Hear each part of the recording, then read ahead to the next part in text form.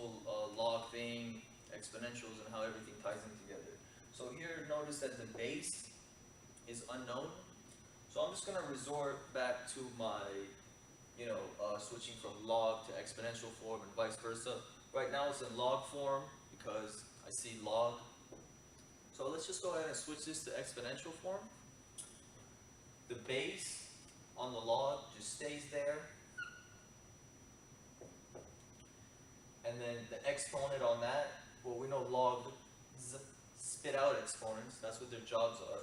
So this answer that the log spit out is going to be the exponent on my A, and we're going to just have the argument left over. Okay?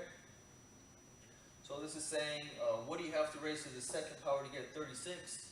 And we know that that's 6. So our missing piece A here would be 6.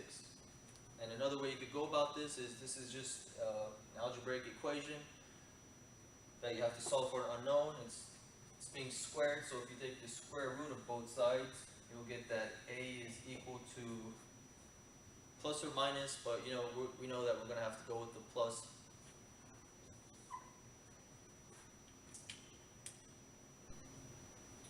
Okay, so another one with the missing pieces. What is unknown right now is the argument. It's a logarithmic form or log form right now, so let's go ahead and switch to exponential. So the base on the log just stays there. The exponent that the log spit out becomes the exponent on my base. And I just have the argument left over to work with. So it just nicely happened that I could just evaluate this because x is already isolated for. So I get that x is equal to 81. Okay, so another one with the missing types.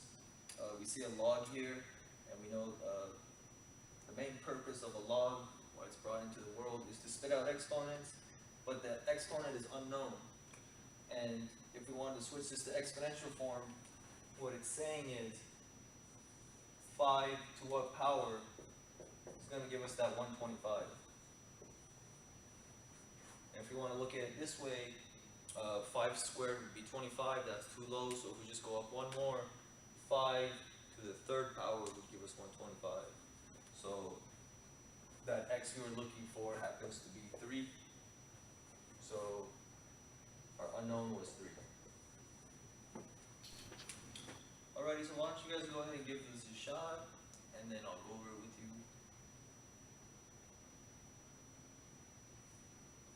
Alrighty, so first thing I'm thinking is to switch to exponential form. We have an unknown, so that would be. What he's saying is just that b to what power is going to give me 81. But the log already gave us that answer because log spit out exponents. It said it's going to be -2. So I already know what my exponent is going to be here.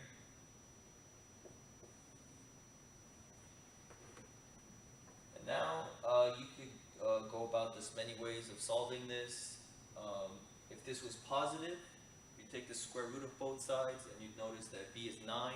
You'd get plus or minus, but you know that your base couldn't be a negative, so you just disregard that and go with the positive. Or notice that the laws of the negative exponents, which is just really causes things to flip reciprocals of each other. So I mean, you could go about solving this however you want. You could rewrite this as 1 over b squared equals 81. Cross multiply if you'd like. Squared times 81 and 1 times 1. So you get 1 is equal to b squared times 81. Isolating b, you divide over 81. So then we get b squared is equal to 1 over 81. Now at this point, if you want to take the square root of both sides, you get that b is equal to the square root of 1, because you could distribute the radical as 1, and the square root of 81 is 9. So I think I kind of went about it the long way, just to show you why it works. But with the logs, really look out for the negative exponents, and how you know that your answer is going to be 9, but the negative is just going to be the reciprocal of that. So our base happens to be 19. Alright, so we pretty much did everything we had to do with logs by hand and by the calculator, just evaluating them. Now, let's go further and see how logs look graphically. So here I have just a basic log equation, y equals log with a base of 2, and the argument is changing, so we put a variable there. But I just decided to write it in function notation, so f of x equals log base 2 of x. This is our function, so I decided to go with the old school style of just plotting random points, plot point method, to see what kind of graph that generates. So if you've been watching this video, because right now I'm just going to pick random values of x, it wouldn't be a good choice for me to pick anything negative, because let's just say I pick -2 or something, f of -2 equals log base 2 of -2. You can't have a negative inside of a log.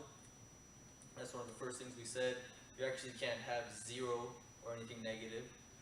So I'm just going to skip all the negative values, and I know 0 is not going to work. So let's just start from values to the right of 0. So I'm just going to pick a very small number like a fourth. Then I'll keep moving to the right like a half. Then I'll go ahead and skip 0. Well, actually we already did skip 0, sorry. Then we could do like 1 and 2, and I think that should be enough. So let's quickly go ahead and evaluate these. F of 1/4 would equal log base 2 of 1/4. And what this expression here is saying is 2 to what power is 1/4? Because this is going to spit out that exponent that we're looking for. And this is, we already looked at this case. We know 2 squared would give us 4, but this is the reciprocal of that, so we know it's just going to be -2. Okay, so there it is for that guy. Let's move on to a half. So f of a half is equal to log base 2 of a half. What this is really saying is 2 to what power would give me a half? Well, we know 2 to the first power would be 2, but this is the reciprocal of that, so to the negative first power. Alrighty.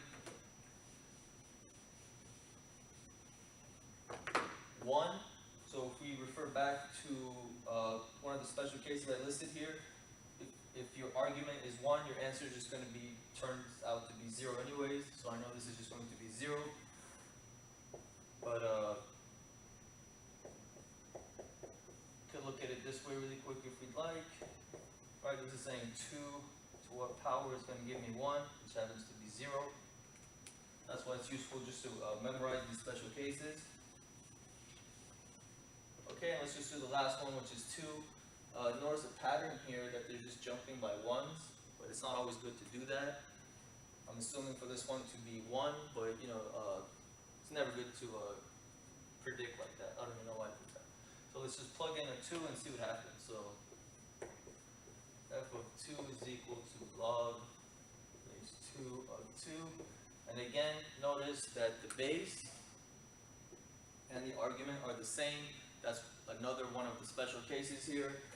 When your base is the same and your argument's the same, your answer is going to be 1.